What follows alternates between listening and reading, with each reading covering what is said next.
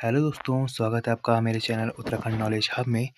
दोस्तों, हम उत्तराखंड प्रवक्ता भर्ती स्क्रीनिंग परीक्षा 2025 के सिलेबस के अनुसार आज हम मुदालिर आयोग के बारे में पढ़ेंगे, जो उत्तराखंड की सभी शिक्षक भर्ती परीक्षाओं व सभी केंद्रीय शिक्षक भर्ती परीक्षाओं के लिए समान रूप से उपयोगी है।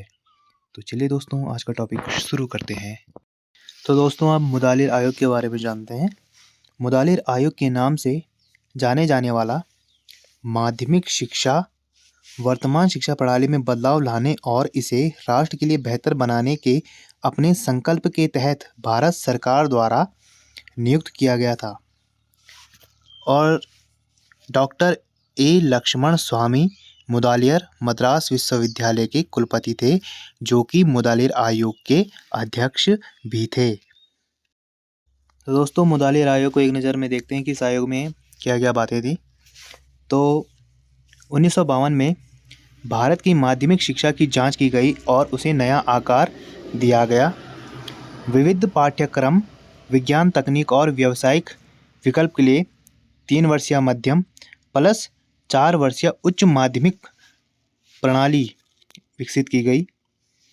छात्र केंद्रित शिक्षा, कम रटने पर बल, मतलब जो बालक है उसको केंद्र में लेकर शिक्षा दी जाए और आयोग के माध्यम से कहा गया कि कम रटने पर बल दिया जाना चाहिए, क्योंकि आजकल स्कूलों में रटंत विद्या ज़्यादा यूज़ होती है, छात्रों को रटने पर मजबूर किया जाता है, उन्हें उस चीज़ का अच्छा ज्ञान नहीं हो पाता इस वजह से, इसलिए उन्होंने कहा कि कम रटने पर बल दिया जाए।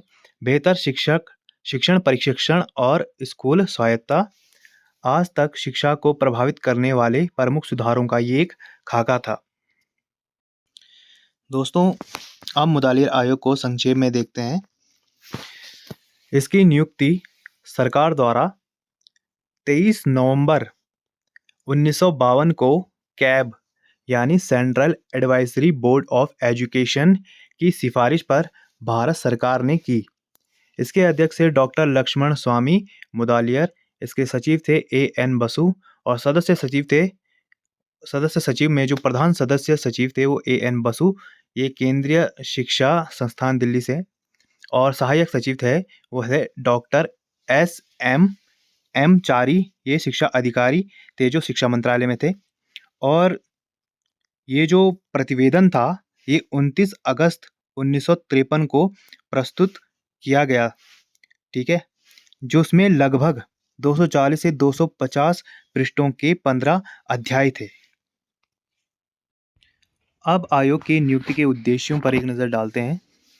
इसका नियुक्ति के उद्देश्य थे माध्यमिक शिक्षा की समस्याओं की जांच करना और माध्यमिक शिक्षा के उद्देश्य, संगठन और सामग्री किस प्रकार की है ये देखना। इसका संबंध प्राथमिक एवं उच्च शिक्षा से है। अब मुदालियर आयोग की सिफारिशों के बारे में जानते हैं। तो इसकी सिफारिशें थी कुछ इस प्रकार से हैं। आदर्श नागरिक तैयार करना, अर्थात आयोग ने महसूस किया कोई भी राष्ट्र सामाजिक भावना के साथ साथ राष्ट्रीय भावना के बिना प्रगति नहीं कर सकता।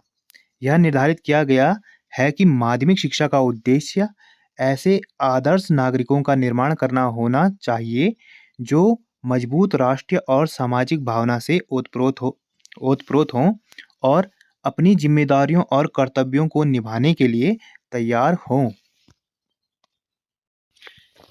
धन कमाने की क्षमता विकसित करना, यह भी आयोग की एक सिफारिश थी कि माध्यमिक शिक्षा प्राप्त करने के बाद व्यक्ति को अपने भरण पोषण के लिए पर्याप्त कमाई करने में सक्षम होना चाहिए। इस क्षमता को विकसित करने के लिए पाठ्यक्रम में व्यावसायिक विषयों को शामिल किया जाना चाहिए।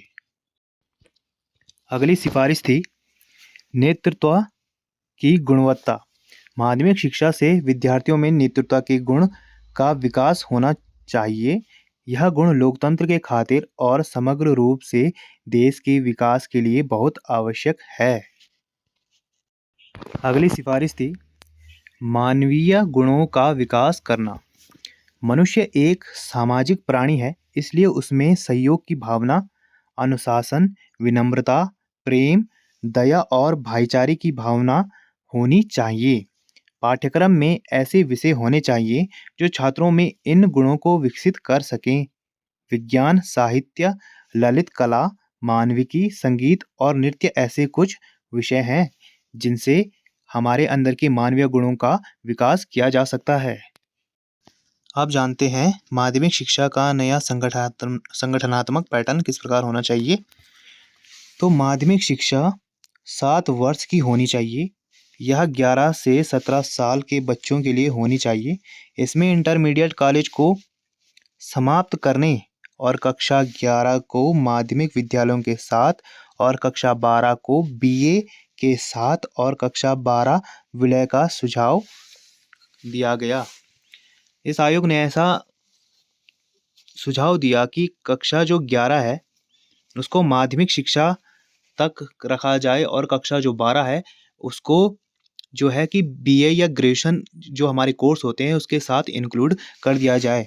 आयोग ने माध्यमिक शिक्षा को 2 भागों में विभाजित किया। डिग्री कोर्स 3 साल का होना चाहिए। हाई स्कूल के छात्रों के लिए विश्वविद्यालय में प्रवेश के लिए 1 वर्ष का प्री यूनिवर्सिटी पाठ्यक्रम होना चाहिए। प्री यूनिवर्सिटी उत्तीर्ण छात्रों को व्यावसायिक पाठ्यक्रमों में प्रवेश की अनुमति दी जानी चाहिए। विद्यार्थियों की विभिन्न क्षमताओं को ध्यान में रखने के लिए बहुउद्देशीय विद्यालयों की स्थापना की जानी चाहिए। तकनीकी शिक्षा केंद्रीय तकनीक संस्थाओं के साथ साथ बड़ी संख्या में विद्यालय खोले जाने चाहिए। ऐसे संस्थान कारखाने के पास खोले जाने चाहिए ताकि छात्र व्यावहारिक प्रशिक्षण ले सके। तकनीकी शिक्षा के वित्त पोषण के लिए उद्योगों पर औद्योगिक शिक्षा का शुल्क लगाया जाना चाहिए। पब्लिक स्कूलों को 5 वर्षों के बाद माध्यमिक विद्यालयों के रूप में पुनर्निर्मित किया जाना चाहिए। बालक बालिकाओं को सह शिक्षा के माध्यम से समान शिक्षा प्रदान की जानी चाहिए, लेकिन बालिकाओं के लिए गृह विज्ञान की शिक्षा का भी प्रावधान होना चाहिए। जिन क्षेत्रों में आवश्यकता हो वहाँ बालिका विद्यालय खोले जाएं। अब आयोग के अनुसार पाठ्यक्रम किस प्रकार का होना चाहिए ये देखते हैं। कुछ अनिवार्य विषयों का अध्ययन सभी विद्यार्थियों के लिए आवश्यक कर दिया गया।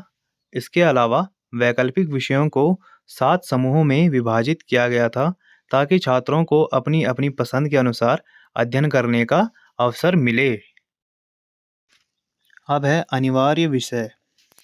क्षेत्रीय भाषा या मातृभाषा या शास्त्रीय भाषा और मातृभाषा का संयुक्त पाठ्यक्रम। ठीक है, तो इस पाठ्यक्रम के अनुसार जो भाषाएं हैं उन्हें पाठ्यक्रम में किस प्रकार से रखा गया है उसके बारे में है। तो एक शास्त्रीय भाषा, ठीक है, एक शास्त्रीय भाषा होनी चाहिए। हिंदी के अलावा एक और भारतीय भाषा, हिंदी के साथ साथ कोई और अन्य भारतीय भाषा भी होनी चाहिए। और उन्नत अंग्रेजी केवल उन छात्रों के लिए जिन्होंने पहले अंग्रेजी पढ़ी थी। प्रारंभिक अंग्रेजी जो थी वो माध्यमिक स्तर पर इसका अध्ययन करने वाले छात्रों के लिए है। ठीक है, अंग्रेजी के अलावा एक और आधुनिक विदेशी भाषा हिंदी उन विद्यार्थियों के लिए जिनकी मातृभाषा हिंदी नहीं है। ठीक है, तो अंग्रेजी के अलावा और आधुनिक विदेशी भाषा में हिंदी रखा गया। ये उन विद्यार्थियों के लिए था जिनकी मातृभाषा हिंदी नहीं थी ताकि वो भी हिंदी सीख सकें। आयोग ने केवल प्रथम 2 वर्षों के लिए अंकगणित सहित सामान्य विज्ञान का पाठ्यक्रम रखा। केवल पहले 2 वर्षों के लिए सामाजिक विज्ञान का सामान्य पाठ्यक्रम रखा।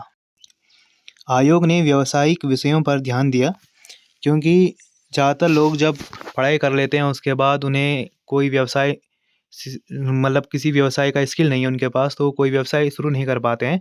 तो अगर इसकी शिक्षा हमें विद्यालय में दी जाए तो कोई भी स्टूडेंट हो वो आगे जाके कुछ कर सकता है। आयोग ने इसका ध्यान रखा, इसलिए उन्होंने निम्नलिखित व्यावसायिक विषयों में से किसी एक को चुनने के लिए कहा, जैसे बढ़ईगिरी, बागवानी, मुद्रण, कढ़ाई और बुनाई, कढ़ाई, सिलाई कढ़ाई और कटाई आदि, और लोहार का काम।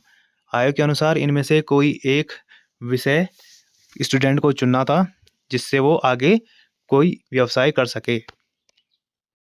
आयोग ने वैकल्पिक विषयों को 7 समूहों में विभाजित किया।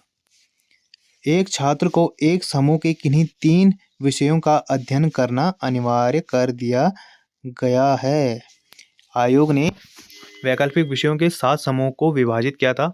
उनमें से इन 7 में से मतलब 3 जो विषय थे छात्रों को अनिवार्य रूप से लेने थे। विज्ञान समूह के अंतर्गत रसायन विज्ञान, भौतिक विज्ञान, जीव विज्ञान, प्राणी शास्त्र या स्वच्छता, गणित और भूगोल विषय रखे गए थे। मानविकी समूह के अंतर्गत गणित, गृह विज्ञान, संगीत, भूगोल, इतिहास या नागरिक शास्त्र अनिवार्य विषयों के समूह से न ली गई एक भाषा या शास्त्रीय भाषा और मनोविज्ञान या तर्क विषय रखे गए थे।